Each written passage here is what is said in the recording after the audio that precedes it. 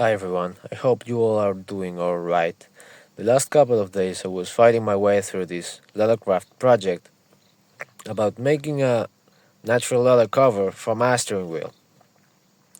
So I have to say I'm a leathercraft beginner myself, so in this video I won't assume that you already know the concepts that leathercraft experts are already familiar with. So if you want to have a leather cover, you can either buy it or craft it. But you have to keep in mind that there are different types of leather with different properties before making this decision. Because if you want to buy it, most surely you will end up getting leathers that are treated to be waterproof, to be to have a different texture, to be softer, and so on.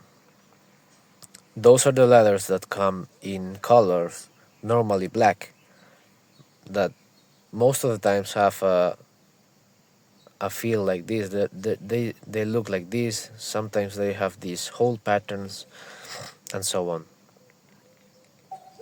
So if you want to craft it yourself, you can buy leather of that type, but you can also buy one of these natural leathers. And why would you do this? Well, I think this natural leather gives your car a distinguished look, very premium looking interior, and it's much cheaper than it seems. This piece in Spain, I bought it for 8 to 10 euros. It's part of a bigger piece, so that makes it always cheaper.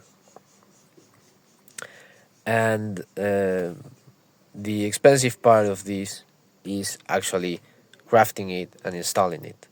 It's a much longer process than I thought in the beginning. Why is it so? Well, in the internet, the process of crafting a leather cover with natural leather, I feel it's not documented well enough. It's true that I didn't make a very exhaustive search, but on YouTube I could only find one video in English,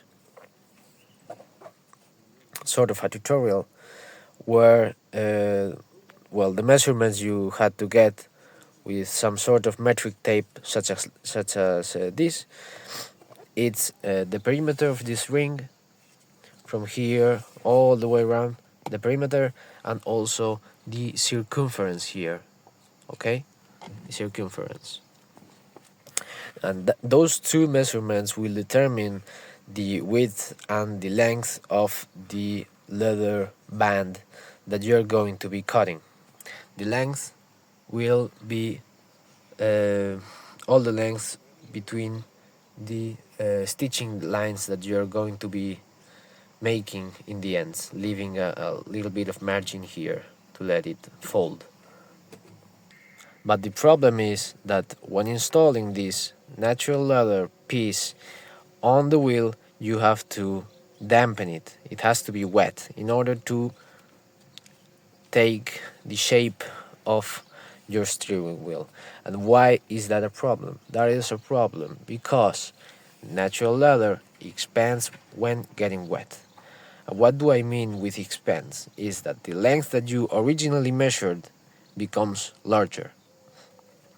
120 centimeters when stretched can become 125, and the stitches that you are going to apply are going to do a crazy amount of tension, so the piece will expand, be sure. So my recommendation after some trial and error process is that you begin with a length that is a bit shorter than the perimeter of your wheel, even if it seems scary. 2 or 3 centimeters, still less than the perimeter of your wheel. Believe me, it's a conservative approach to begin with. In this case, this is a piece that is 2.8 millimeters thick, and this wheel has a perimeter of 120 centimeters. So in the end, the length that I'm using here effectively is a length of 113 centimeters from end here to end here. 113, 7 centimeters less. So I cannot tell you how much you will have to cut out, because it will depend on the thickness of your leather, it will depend on its quality, it will depend on its type of leather, what part of the cow does it belong, and so on. So unfortunately, well, maybe it's my case, but I think this is a trial and error process. You'll have to be conservative always, because if you cut it too short, then it's not suitable for your wheel anymore, and you will have to find another use for this leather band that you'll have in your house. And also I want to give a recommendation about the stitching.